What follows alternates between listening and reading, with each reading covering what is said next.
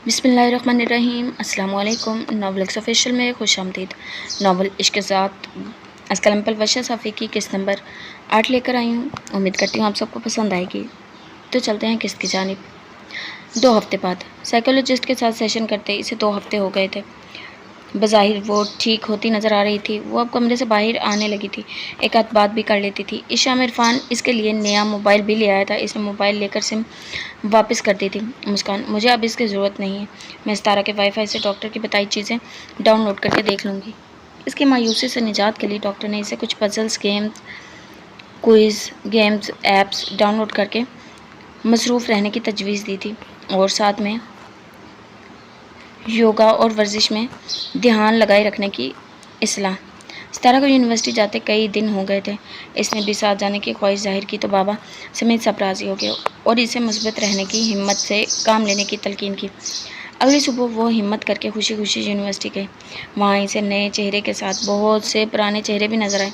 इसकी पुरानी सहेलियाँ इसके पास आकर पूछने लगी। सितारा इसे इसके डिपार्टमेंट के आगे लाकर अपनी क्लास में चली गई। इसे अकेले में अचानक दम घुट्टा महसूस हुआ। वहाँ मौजूद स्टूडेंट की मतलाशी नज़रें इसे चुभने लगी। इसके जहनी कैफियत का इसे अब अंदाज़ा हो रहा था। वो एक ही जगह साकित खड़ी थी। सुना है तुम्हारे साथ कोई हादसा हुआ है? इसकी किसी सहेली ने मशकूक अंदाज में तबसरा किया और ये सुनकर मुस्कान की सांस रुकने लगी। वो तेज़ी से वहाँ से भाग गई। कॉरिडोर के रश को चीरती वो सितारा की क्लास में दाखिल हुई तो देखा इसकी क्लास शुरू हो चुकी थी। मैम ने लेक्चर शुरू कर दिया था। सितारा ने मुस्कान का जर्द पड़ता चेहरा, रोती आंखें और फूली सांसें देखी तो घबरा गई। मैम को एक्सक्यूज़ करती वो मुस्कान के पास आई थी। सितारा, मुस्कान क्या हुआ? तुम ठीक तो हो? इसने मुस्कान की पीठ से हिलाते हुए पूछा। मुस्कान, मुझे घर जाना है, प्लीज़ मुझे घर जाना है, घर भेज दो। इसने सितारा से लिपट कर ज़ोरों के तार रोते हुए कहा। सितारा ने इसे मज़ीद सवाल नहीं किया और इसे स्टूडेंट रूम में बिठाकर इरफान को कॉल मिलाई।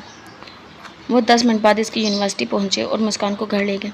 घर के गेट पर इरफान की कार की आवाज़ सुनकर सायरा हैरानी से लॉन्च के दरवाजे पर आई। इरफान मुस्कान को सहारा देता लॉन्च में लाया था। इरफान, अम्मी और बाबा कहाँ हैं? सायरा, अम्मी और चाची तो किसी की इयादत पर गई हैं और बाबा सैर करने। सब ठीक तो है? इसने मुस्कान की तरफ इशारा किया जो हाथ में रोड़ती लंबी सांसें लेती खुद को नॉर्मल करने की कोशिश कर रही थी। इरफान, हाँ, वो यूनिवर्सिटी में खौफजदा हो गई थी, घर जाने की जिद कर रही थी। सितारा ने कॉल करके बुलाया। जब तक अम्मी और बाबा आते हैं इस पर नज़र रखना और अपना और बच्चों का भी ख्याल रखना। मैं वापस ऑफिस जा रहा हूँ। इसे हिदायत देकर इरफान वापस चला गया और मुस्कान अपने कमरे में आ गई। आज के मंजर से वो समझ गई थी आज के बाद वो घर से बाहर नहीं जा पाएगी। आज के बाद वो कभी पढ़ नहीं पाएगी। जहाँ से वो चली थी ज़िंदगी फिर इसी मोड़ पर आ गई थी। शाम वो अपने बेडरूम में सिंगल सोफे पर टांगे ऊपर किए बैठी थी। दरवाजे पर आहट हुई थी। इसने मुड़कर देखा। सितारा इसके कमरे में दाखिल हो रही थी। वो बेड पर आकर बैठी तो सितारा भी इसके पास आ गई। मुस्कान खुशदिली से इसकी बात करने की मंतज़र थी। सितारा, मुस्कान, मुझे तुमसे कुछ कहना है। तुम पहले मेरी बात सुन लेना, फिर तसल्ली से जवाब दे देना। इसने मुस्कान के तन अमल से बचने के लिए पहले ही खुलासा दी। मुस्कान ने शफ़क़त से सर इस बात में हिलाया और बात सुनने लगी। मुस्कान, वो ज़ुहैब तुमसे बात करना चाहता है। कई दिनों से मुझसे रब्ता करने की मिन्नतें कर रहा है। तुमने अपनी सिम तो वापस कर दी और सोशल अकाउंट्स भी बंद कर दिए हैं तो वो परेशान है। इसे मुस्कान के जज्बात को जांचते नरमी से कहा। एक पल के लिए मुस्कान गहरी सोच में पड़ गई। तो क्या इसे मेरे बारे में नहीं मालूम? वो अब भी मुझसे रब्ता करना चाहता है या फिर वो मेरे मुंह से हकीकत की तस्दीक चाहता है या वो हमदर्दी दिखाना चाहता है या फिर इसे मुसलसल चुप देकर सितारा डर गई कि कहीं वो फिर से डिप्रेशन में ना चली जाए। इसलिए सितारा ने इसके हाथों को झंझोड़ कर मुतवज्जा किया। मुस्कान की सोच का तसलसल टूटा। इसने 2-3 मरतबा पलके चपकाकर अपने ख्यालात महव किए और सितारा से मुखातिब हुई। मैं अब किसी ज़ुहैब को नहीं जानती। इसने रुख मोड़कर खिड़की के पार देखते हुए कहा। सितारा इसे समझाने के लिए कुछ कहती इससे पहले वो फिर से गोया जाते हुए दरवाज़ा बंद कर देना। ये सितारा के लिए बहस ना करने का इशारा था। वो अब भी रुख मोड़े हुए थी। वो किसी भी सूरत सितारा को अपनी अंदरूनी कैफियत से आगाह नहीं करना चाहती थी। वो इसके सामने टूटना नहीं चाहती थी, इसलिए अपने इज़्तिराब को काबू रखने की कोशिश कर रही थी।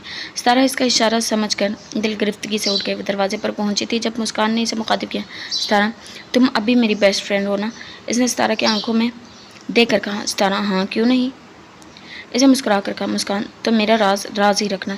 यह कहकर इसने वापस रुख मोड़ लिया और सितारा भीगी आंखों से कमरे से बाहर चली गई।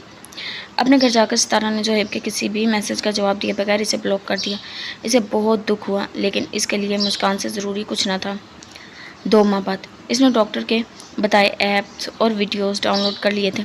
अब इसका काफ़ी टाइम पास हो जाता था। ज़िंदगी में बहुत तब्दीलियाँ आ गई थी और अब वो इन तब्दीलियों में एडजस्ट होने की कोशिश करने लगी थी। कभी अकेले बैठे इसे ज़ुहैब का ख्याल ज़रूर आता, लेकिन फिर खुद को किसी काम में लगा देती। वो अब भाभी और अम्मी के साथ किचन में भी हाथ बटा देती दिया करती थी। पिछले 2 माह से वो अकेली नहीं सोई। कभी अम्मी, कभी सितारा इसके पास आकर सो जाया करती थी। इस रात वो खाने का बर्तन उठाने में भाभी की मदद कर रही थी। जब इसने लॉन्च में बाबा के साथ फिरदौस साहब को दाखिल होते देखा, वो बर्तन वापस रखती तेज़ी से अपने कमरे में आ गई। इसके अब्रू तन गए। दिल में कई सवाल उठ रहे थे। वो इतने महीनों बाद अब कैसे आए थे? कहीं फिर से रिश्ते की बात तो नहीं करनी थी? इसे बेचैनी होने लगी। वो दरवाजे पर कान लगाए खड़ी होगी। पहले तो अच्छे से हाल हवाल पूछा गया, लेकिन फिर दोस्त आपकी आवाज़ बुलंदी। आपने ये सोच भी कैसे लिया हारिस? क्या ये ज़रूरी बात करने आपने मुझे बुलाया था? आप सबको क्या मैं इतना बेवकूफ़ लगता हूँ? इतना सब होने के बाद आपकी बेटी को अपनी बहू बनाऊँगा? मुस्कान को शौक लगा था। क्या पापा ने इनसे मेरी शादी की बात की है? इसने दिल में सोचा था। पहले तो आपने ये रिश्ता रद्द कर दिया था, अब आप अपनी इस्तेमालशुदा बेटी को मेरे बेटे के सर थोपना चाहते हैं? हरगिज़ नहीं। अपने लिए मुस्कान को इस्तेमालशुदा का लफ्ज़ सुनकर चक्कर से आने लगे थे। इसका दिल डूब गया। आंसू इसके गाल पर लड़कते नजर आए।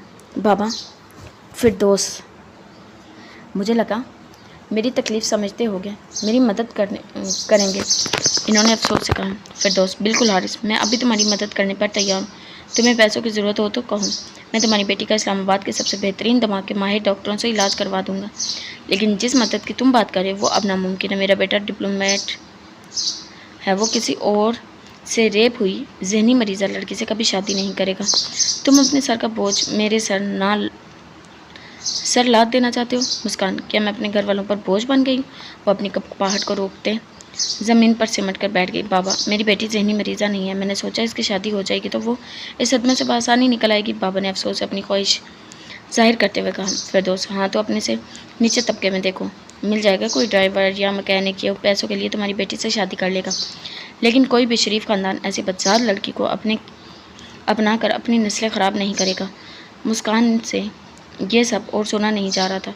वो कानों पर हाथ रखती उठी और बेड पर तकिए में मुँह छुपाए लेट गई। इस रात इसने घर वालों के बोझ को ख़त्म करने का फ़ैसला किया। इसने खुदकुशी का दिल बना लिया था। इसी इरादे से इसने अपनी डिप्रेशन की दवाई भी नहीं खाई थी ताकि वो सो न सके।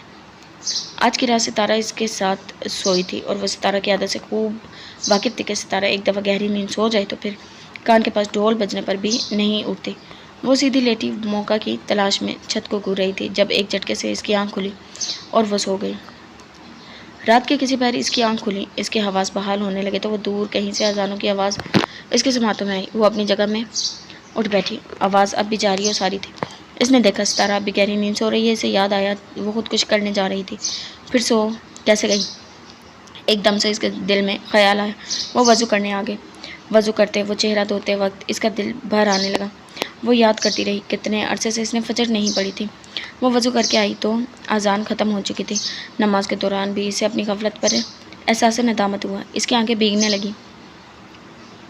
इसे ऐसा लग रहा था जैसे वो किसी गहरे नींद से आज जागी हो। हर सजदे के साथ इसे जज्बात अपने एहसासात फाल होते हुए महसूस हुआ। इसके दिल की कट लगी, कड़ियाँ टूटने लगी। दुआ में हाथ उठाकर वो खूब रोई। हर आंसू के साथ साथ इसे हल्कान महसूस हो रहा था। इंसान को अल्लाह से अपनी हालत बयान करने के लिए लफ्ज़ों के नाप तोल की ज़रूरत नहीं होती। कभी कभार चंद आंसू के कतरे काफ़ी हो जाते हैं। इसने अपने आप को ख़त्म करने के लिए अपने इरादे पर तौबा किया और फिर कभी ऐसी गलत ना दोहराने का वादा किया। मेरे अल्लाह, मुझे माफ़ कर देना। मैं ये क्या करने जा रही थी? ज़िंदगी और मौत तो सिर्फ़ आपके हाथ में है। मेरे साथ जो भी हुआ आप इस सब से वाकिफ़ हैं। मैं आज से अपनी ज़िंदगी आपके तवक्कल पर छोड़ती हूँ। मुझे सिर्फ़ आपसे उम्मीद है। मेरे गुनाह बख्श दे मेरे रब, मेरी बिगड़ी बना दे, मेरा नसीब संवार दे। तू रहीम व करीम ज़ात है, मुझे सीधे रास्ते पर ले आ। बेशक तू हर चीज़ का मालिक है। मेरा इंसाफ मैं तेरे सुपुर्द करती हूँ। अब तू ही मुझे संभाल। ए मेरे खालिक, मेरे कारसाज बन जा। दुआ करके वो उठी और बेड की बजाय सोफ़े पर आ गई। इतने अरसे में पहली मर्तबा इसे कुछ सुकून मिला था। बेशक दिलों का सुकून सिर्फ़ अल्लाह को याद करने में है। सितारा की आंख खुली तो मुस्कान को बेड पर ना पाकर भूख लगी। आसपास नज़र दौड़ाई तो सोफ़े पर चादर में ढका इसका सर नजर आया। वो खौफ से कदम कदम चलती इसके पास आई और सामने आकर इसके आगे घुटनों के बल बैठ के मुस्कान के सर्द हाथ थाम कर नरमी से पूछा, तुम ठीक तो हो? मैं अब ठीक हूँ सितारा। तो यहाँ क्या कर रही हो मुस्कान? सुबह होते देख रही हूँ। सितारा, चलो देख लिया ना, अब आ जाओ, सो जाओ। मुस्कान खामोशी से इसके साथ उठी और बेड पर लेट गई। 6 महीने बाद ज़िंदगी जिस राह पर गामज़न थी वो भी इसी लहर में चल रही थी। अब इसका मामूल बन गया था इबादत की पाबंदी करना, और जो भी हो रहा है इसे अल्लाह का फ़ैसला समझकर कबूल कर लेना। इस दिन का आगाज़ फजर से शुरू होता और ईशा के साथ डलता। दिन की फुर्सत में ऑडियो तिलावत सुनती, जिससे इसे सबसे ज़्यादा सुकून हासिल होता। वो जीने की जानिब लौट आई थी। ज़िंदगी ने इसके आगे एक और इम्तिहान पेश किया, जो थी ज़ोहेब की वापसी। मौजूदा दिन सितारा से मुस्कान की कहानी सुनकर ज़ोहेब को चक्कर आने लगे। पहले मम्मा के जाने का गम, फिर 3 दिन से ना खाने की कमज़ोरी, और अब मुस्कान का रंज। इसे अपने पैर बेजान होते हुए महसूस हुए। लड़खड़ाता हुआ घुटनों के बल बैठ गया और सर झुकाए अपने आप को काबू करने लगा। सितारा रुख मोड़े गीली आवाज़ में बोल रही थी। अपने पीछे गिरने की आवाज़ पर मुड़ कर देखा तो ज़ोहेब ज़मीन पर हाथ जमाए हुए हैं। इसकी तबीयत नासाज लग रही थी। सितारा जड़ से इसके पास आई और इसे सहारा देकर उठाने लगी। मैंने कहा था ना, आप नहीं सुन पाएंगे। ज़ोहेब की हालत देखकर वो फिर से जज्बाती हो गई। इसे सोफे पर बिठाकर सितारा पानी लेने किचन में चली गई। ज़ोहेब लंबी सांस लेता खिड़की के पास आया। इसे अचानक दम घुटता हुआ महसूस हुआ तो शर्ट के बटन खोल दिए। मुस्कान की आप बीती याद करके इसे मतली होने लगी। वो वॉशरूम भागा और बेसन पर झुक गया, लेकिन मैदा खाली होने की वजह से उल्टी ना आई। इसने शॉवर खोला और कपड़े समेत ठंडे बुछाड़ के नीचे खड़ा हो गया। कुछ अपने आप पे पर काबू पाने के बाद वो तेज़ी से अपने कमरे में गया और कपड़े तब्दील करने लगा। खुश कपड़े पहनकर नीचे आया और सितारा को एक कोने में ले गया। ज़ोहेब, मुझे मुस्कान से मिलना है। कहाँ है वो? इसके गीले बालों से अभी भी पानी टपक रहा था। सितारा, ज़ोहेब वो नहीं मानेगी। मुस्कान के लिए फ़िक्रमंद हो रही थी। ज़ोहेब, प्लीज़ सितारा, मैं इसे संभाल लूँगा, बस एक दफ़ा इससे मुलाकात करवा दो प्लीज़। वो इसे मिन्नत समाजत करने लगा। सितारा ने झिझकते हुए हामी भरी और इससे साथ ले गई। कोमल अभी माही को सुलाकर कमरे से बाहर निकली। मुस्कान ने इसके जाते साथ लाइट बंद कर दी और बेड के पास ज़मीन पर बैठकर सर घुटनों में छुपा दिया। कुछ देर बाद लाइट ऑन हुई तो इसने भीगी आवाज़ में इस तरह से सितारा को झिड़का, लाइट बंद कर दो सितारा। इसने सर उठाए बगैर कहा। जब फिर भी लाइट ऑन रही तो इसने बेचैनी सर उठाकर देखा। सितारा के साथ ज़ोहेब भी खड़ा था। इसने घबरा कर रुख मोड़ लिया। सितारा, ज़ोहेब को तुमसे बात करनी है, इसे धीमे लहजे में कहा। मुस्कान, मुझे किसी से कोई बात नहीं करनी, इसने स्पार्ट अंदाज में जवाब दिया। सितारा, आई एम सॉरी मुस्कान, मैंने ज़ोहेब को सब सच बता दिया है, इसने नादिम होकर कहा। मुस्कान ने इस बात पर सितारा को अफसोस भरे गुस्से से घूरा और वापस मुंह मोड़ लिया। ज़ोहेब ने सितारा की तरफ रुख मोड़ा। तुम जाओ, मैं इसे संभाल लूँगा, इसने हाथ उठाकर सरगोशी की। सितारा, लेकिन अगर वो ज़ोहेब, कुछ नहीं होगा, भरोसा रखो। सितारा वापस पलट गई। ऐसा लगा इसे बाहर जाता देखकर मुस्कान घबरा जाएगी, वावेला करेगी, लेकिन ऐसा कुछ नहीं हुआ। वो अब भी संजीदगी से रुख मोड़े बैठी थी। ज़ोहेब दरवाज़ा बंद करके आया और इसके साथ ज़मीन पर बैठ गया। इसे साथ बैठे महसूस करके मुस्कान थोड़ा दूर खिसकी तो ज़ोहेब भी साथ खिसका। मुस्कान ने आंखें बंद कर ली। ज़ोहेब ने एक लंबी आह भरी और बोलना शुरू किया। आंखें बंद कर लेने से हकीकत बदल तो नहीं जाती। वह मुस्कान के बुझे बुझे चेहरे को देख रहा था। तुम इतनी कमज़ोर तो नहीं थी मुस्कान। मुस्कान खामोशी से सर झुकाई इसे सुनती रही।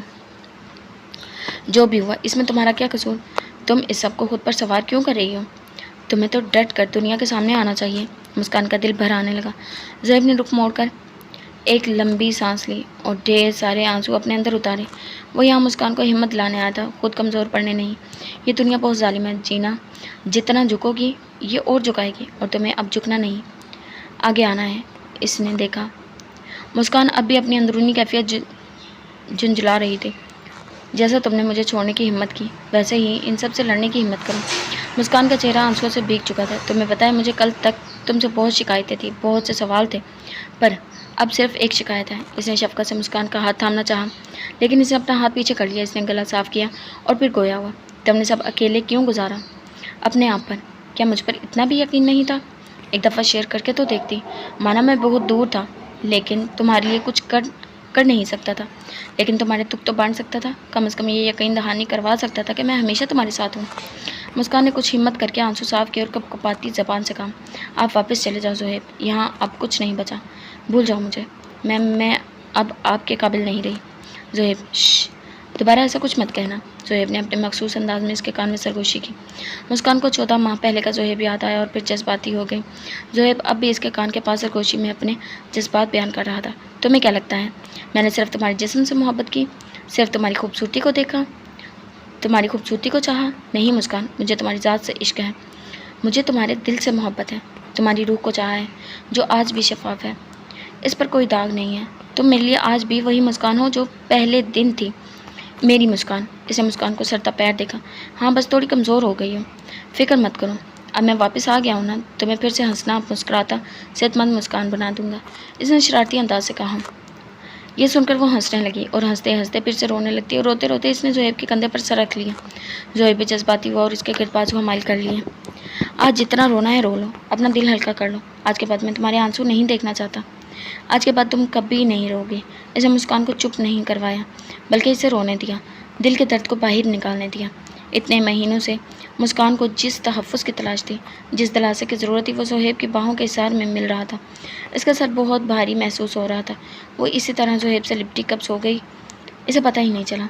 जिस वक्त इसकी आंख खुली, कमरे में पूरा अंधेरा था। वो कोमल के बेड पर कंबल ओढ़े सो रही थी। इसने उठकर बैठते हुए सोचा, वो तो ज़ोहेब की बाहों में लेटी थी, तो फिर सो कैसे गई? तो ज़ोहेब ने मुझे उठाकर बेड पर लिटाया। वो इसी तरह कंबल मजबूती से पकड़े सोच रही थी। इसे ज़ोहेब से बिना बताए राब्ता तोड़ने पर अफसोस हुआ। इस हादसे के बाद मुस्कान को एक मजबूत सहारा चाहिए था, जो इसे इस खाई से निकाल सके। अपने बाप और भाई में वो सहारा तलाशती रही, लेकिन इन्होंने अपने साथ इसके भी आँख, कान, नाक और ज़बान बंद कर दिए थे। दुनिया के तबसरे का मुकाबला करने के बजाय इसे कमरे की चारदीवारी तक महदूद कर दिया था। वो अपनी आप बीती याद करती और ज़ोहेब की बातें सोचती ज़ख्मी सा मुस्कुराई थी। अल्लाह ने अगर मुझे मुश्किल में डाला था तो इसे मुश्किल से निकालने का ज़रिया पहले ही मुंतखब कर दिया था, लेकिन मैं ही समझ नहीं पाई। कभी कभी हम इंसान अपनी ज़िंदगी से मायूस हो जाते हैं और अल्लाह की मौजूदा नेमतों से भी नाशुक्री करने लग जाते हैं। इसका एहसास हमें बहुत देर से होता है, लेकिन जो हमारे नसीब में हो जल्द या बदेर हमें मिल जाता है। इसलिए हमेशा सब्र से काम लेना चाहिए। जिस वक्त वो फ्रेश होकर कमरे से बाहर आई, लाउंज में सब बैठे हुए नजर आए। इरफान चाय पी रहा था और ज़ोहेब बच्चों की तरह खाने पर झुका हुआ था। वो नीचे आई तो इरफान जाने के लिए खड़ा हो गया और बाकी सभी इसे रुखसत करते साथ खड़े हो गए। मुस्कान, बाकी सब चले गए। इसने इरफान को मुखातिब किया। इरफान, हाँ मैं भी तुम्हारे लिए रुक गया था। तुम इतनी देर सो कैसे गई? इसने हैरानी से पूछा। मुस्कान ने ज़ोहेब को देखा। वो हल्का सा मुस्कुराया। शेव रखने से इसका डिम्पल अब वाज़ह नज़र नहीं आ रहा था। मुस्कान, पता नहीं, शायद दवाइयों का असर था। इसे वजाहत दी। इन्होंने रुखसत ली और अपने घर के लिए रवाना हो गए। ज़िंदगी के हक़ाइक़ को तस्लीम करना अपने आप में बहुत बड़ी बात होती है। ज़ोहेब ने इस वक्त यही किया था। सबको तनकीद को बिलाताक रखकर इसने मुस्कान की ज़िंदगी और खुशहाली को चुना था। मुस्कान घर पहुंचकर सितारा के पास गई। सितारा को लगा वो ज़ोहेब को सच्चाई बता देने पर इसे डांटेगी, लेकिन मुस्कान ने इसके बरक्स सितारा को गले लगाया और शुक्रिया अदा किया। सितारा अव्वल तो मुतज़ब्ज़िब हुई, लेकिन फिर इसने भी मुस्कान को गले लगा लिया। ज़िंदगी वापस अपनी पटरी पर चल पड़ी थी, लेकिन जो अब तक परेशान थे वो हारिस साहब थे। दिन और रात गुजरने ने साथ इनकी तशवीश बढ़ती जा रही थी। वो मुस्कान के मुस्तकबिल के लिए मुतफ़िक्र थे और जल्दी से ब्याह कर इसको महफूज करना चाहते थे। एक शाम वो चाय बनाने किचन में आई तो पोर्च में अनजान कार रुक देखी। मुस्कान, अम्मी ये कार किसकी है? इसने खिड़की से बाहर देखते हुए कहा। अम्मी, ज़ोहेब की है, अम्मी ने मसरूफ़ अंदाज में कहा। मुस्कान की हैरत से आंखें फैल गई। क्या ज़ोहेब आया हुआ है? कहाँ है? इसे कप में चाय उंडेलते हुए कहा। सरसरी सा पूछा। अम्मी, हाँ समरीन के घर है। कह रहा था अपनी मम्मा को मिस कर रहा था और समरीन के पास इसे मामा वाली फीलिंग आती है। वो सोचते हुए अपने कमरे में आ गई। सोफ़े पर बैठते चाय पीते हुए भी इसका ध्यान ज़ोहेब की तरफ था। ज़ोहेब जाते हुए अम्मी के पास भी बैठा और ज़ोर ज़ोर से गुफ्तगू करने लगा। मुस्कान समझ गई वो इसे अपने आने का एहसास दिलाना चाहता है, लेकिन वो फिर भी कमरे से बाहर नहीं आई। ज़ोहेब सिर्फ मामा का बहाना करके मुस्कान से मिलने आया था, लेकिन वो इससे मिलने नहीं आई। ज़ोहेब का सारा वक्त ध्यान मुस्कान के कमरे पर था। जाते हुए वो कार में बैठते हुए भी मुस्कान के कमरे की खिड़की को देखता रहा, जहाँ पर्दे बराबर किए हुए थे। चंद रोज़ बाद ज़ोहेब फिर आ गया था, लेकिन आज इसने इस दिन वाली बेवकूफ़ी नहीं की। इसने सितारा से मुस्कान को कहलवाया था। मुस्कान, दिमाग तो ठीक है तुम दोनों का, मैं ऐसे सब घर वालों के सामने कैसे मिलूँ? और आज तो चाचू और बाबा भी घर हैं। इसने सितारा को झिड़का और ज़ोहेब के ऐसे सोच पर ताज्जुब हुआ। वो किसी भी सूरत नहीं मानी तो सितारा वापस चली गई। सितारा के वापस जाते ही इसने ज़ोहेब की कार स्टार्ट होते हुए सुना। ज़ारा आंटी के जाने का शौक कुछ कम हुआ तो समरीन आंटी ने कोमल और इसके ससुराल वालों को दावत की थी। बातों बातों में ज़ारा आंटी को याद करके सब आज भी दुखी हो जाते थे। मुस्कान इस दिन कमरे से बाहर आ गई थी, लेकिन ज़ोहैब को नज़रअंदाज किए सिर्फ सितारा और कोमल के साथ काम करती रही। सब इस वक्त खा पी कर लाउंज में मौजूद थे। मुस्कान काम निपटाकर वापस अपने कमरे में आ गई। वह वज़ू करके वॉशरूम से बाहर आई कि दरवाजे पर दस्तक सुनी। इसने नॉब घुमाकर लॉक खोला तो ज़ोहैब एक झटके से अंदर आए। इसने हड़बड़ाकर आसपास देखा। मुस्कान, ज़ोहैब क्या कर रहे हैं आप? इसने इस्तराब से कहा। ज़ोहैब कैसी हो तुम? इसने प्यार से इसके कंधों को थाम कर पूछा। मुस्कान का इस्तराब कम होने। ठीक हूँ, आप कैसे हैं? इसने नरमी से पूछा। ज़ोहैब मैं ठीक नहीं हूँ। तुमने राब्ते के सारे तरीके बंद कर दिए हैं। सिम बंद है, सोशल अकाउंट्स बंद हैं, घर भी आऊँ तो तुम मिलती नहीं हो, तो आखिर मैं तुमसे रब्ता कैसे करूँ? इसने जेली मायूसी से कहा। मुस्कान ने अपने कंधे छुड़ाए और रुख मोड़ लिया। मैं अब कोई रब्ता नहीं करना चाहती। मैं किसी भी तरह के अफेयर में नहीं रहना चाहती। मैं लोगों को खुद पर तबसरा करने का फिर से मौका नहीं देना चाहती। प्लीज़ ज़ोहैब, समझने की कोशिश करें। मैं बहुत मुश्किल से इन सब से निकली हूँ, दोबारा नहीं निकल पाऊंगी। इसने मायूसी से कहा। ज़ोहैब इसके पास आया और इसका रुख अपनी तरफ मोड़ा और इसकी आंखों में देखकर गोया हुआ। बस इतनी सी बात, इसका भी मुस्तहिकम हल है मेरे पास। इसने खुश दिली से मुस्कुरा कर कहा। मुस्कान क्या? इसने अबरू चुकाकर हैरानी से पूछा। ज़ोहैब बताता हूँ, आओ मेरे साथ। इसने मुस्कान का हाथ पकड़कर चलते हुए कहा। मुस्कान का दिल डूबने लगा। वो मुसलसल ज़ोहैब से हाथ छुड़वाने की कोशिश करती रही और ज़ोहैब मजबूती से इसका हाथ पकड़े सीढ़ियाँ चढ़ने लगा। सीढ़ियाँ चढ़कर वो ऊपर आया तो इसे ज़बरदस्ती मुस्कान का हाथ पकड़े देखकर सब खड़े हो गए। मुस्कान सबको अपनी तरफ यूँ मुतवज्जा देकर मुतज़ब्ज़िब सी हो गई और सर झुका कि डैड, ये क्या हरकत है ज़ोहैब? इन्होंने संजीदगी से कहा। ज़ोहैब ने बारी बारी सबको देखा और लंबी सांस लेकर गोया हुआ। मैं मुस्कान से शादी करना चाहता हूँ। अगर किसी को कोई एतराज़ है भी तो वो मेरा मसला नहीं है। मैं अपना फ़ैसला कर चुका हूँ। इसने बिना किसी तमहीद बांधे स्पार्ट अंदाज में कहा। इसकी बात सुनकर सब दंग रह गए। वहीं मुस्कान बेयकीनी से ज़ोहैब को देखने लगी। डैड, तुम होश में तो हो? इन्होंने भी इसी स्पार्ट अंदाज में कहा। ज़ोहैब, मैं बिल्कुल अपने होशो हवास में ये कह रहा हूँ। इसने संजीदा तासरात बनाए। बाबा तने हुए हिसाब से कदम कदम ज़ोहैब के पास आए।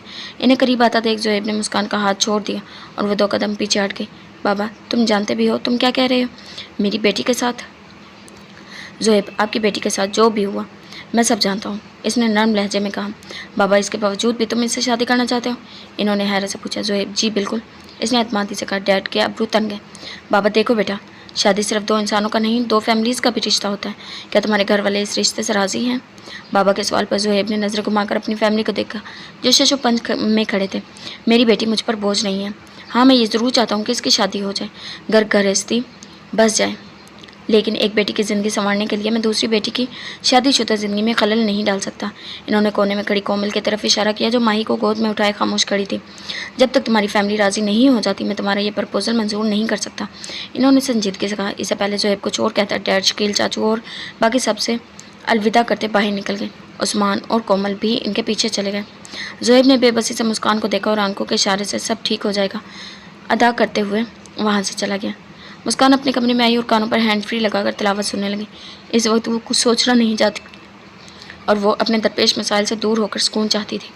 बस ये बात साफ़ हो गई थी, वो ज़ोहैब की साफ गोई की दीवानी तो थी ही, आज इसकी हिम्मत पर भी फिदा हो गई थी। इसे ज़ोहैब पर और भी ज़्यादा प्यार आ रहा था। इतना सब होने के बावजूद भी वो इसके लिए खड़ा हो रहा था। वो इसे अपनाना चाहता था। ये देखकर ज़ोहैब मुस्कान के लिए बहुत मोतबर हो गया था। दिल ही दिल में वो ज़ोहैब से शादी हो जाने की दुआ भी करती रही। क्यों वो समझ गई थी अगर कोई इसका बहादुरी से साथ दे सकता है तो वो ज़ोहैब ही है। जी तो जनाब, ये थी हमारी आज के एपिसोड। उम्मीद करती हूँ पसंद आई होगी। मिलते हैं इसकी नेक्स्ट और लास्ट एपिसोड के साथ। अल्लाह हाफ़िज़।